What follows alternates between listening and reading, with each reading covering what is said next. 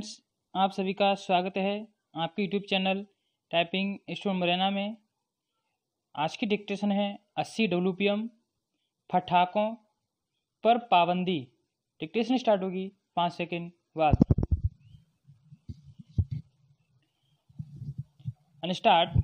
National green tribunal यानी NGT ने केंद्रीय वन एवं पर्यावरण मंत्रालय समेत दिल्ली, हरियाणा, उत्तर प्रदेश और राजस्थान की सरकारों से यह जो सवाल पूछा कि क्यों न 7 से 30 नवंबर तक पटाखों के उपयोग को प्रतिबंधित कर दिया जाए, उस पर उन्हें सकारात्मक रुख अपनाना चाहिए। विराम। ऐसी किसी पहल को उत्सवधर्मिता को हतोत्साहित करने की कोशिश के बजाय प्रदूषण से बचने के उपाय के तौर पर देखा जाना चाहिए। विराम।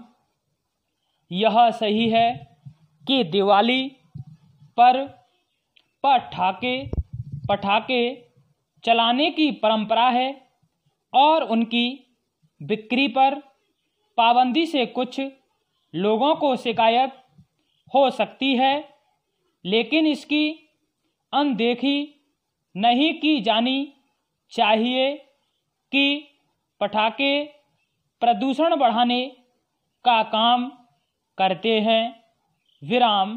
बीते कई वर्षों से यह देखने में आ रहा है कि दिवाली के दौरान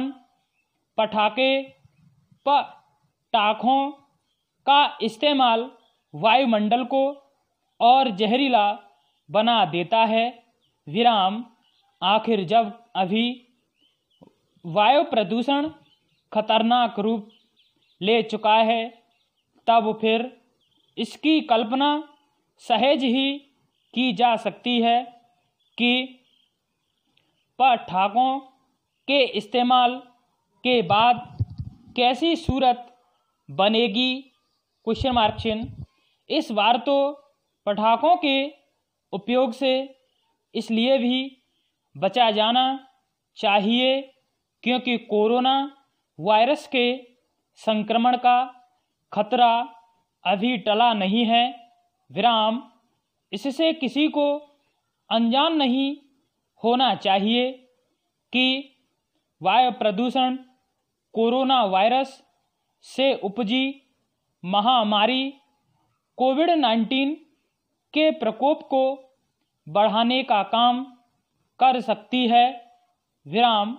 तथ्य यह भी है कि दिल्ली सरकार पटाखा विरोधी अभियान शुरू करने जा रही है और राजस्थान सरकार ने भी पटाखों को बिक्री पर रोक लगाने का फैसला कर लिया है। विराम। पटाखों की बिक्री पर रोक को प्रभावी रूप देने की आवश्यकता है क्योंकि बीते वर्षों में दिल्ली NCR में पटाखों पर पाबंदी के बाद भी उनकी खरीद बिक्री देखने को मिली। विराम। इसका एक कारण यह था कि पर्यावरण के अनुकूल माने जाने वाले ग्रीन पटाखों की उपलब्धता का अभाव रहा। विराम। यदि पर्यावरण और स्वास्थ्य के लिए खतरा बनने वाले हानिकारक पटाखों को चलन से रोकना है तो ग्रीन पटाखों की उपलब्धता पर ध्यान दिया जाना चाहिए। विराम। इस दौरान यह भी देखा जाना चाहिए कि ग्रीन पटाखे पर्यावरण के अनुकूल ही हों। विराम।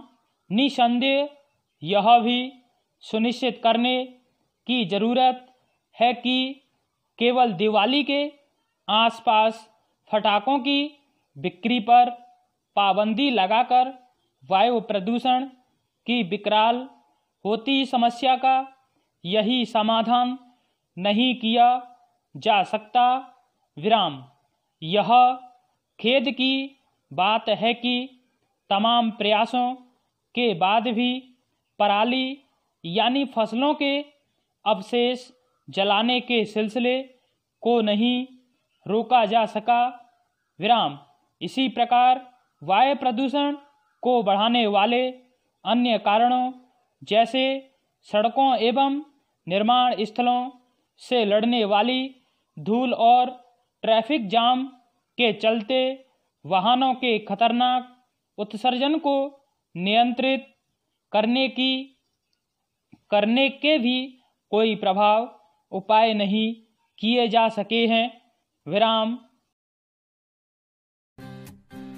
ताज़ा तरीन अपलोड्स की नोटिफिकेशन हासिल करने के लिए हमारे चैनल को सब्सक्राइब करें और साथ में दिए गए घंटी के निशान को दबाना ना भूलें।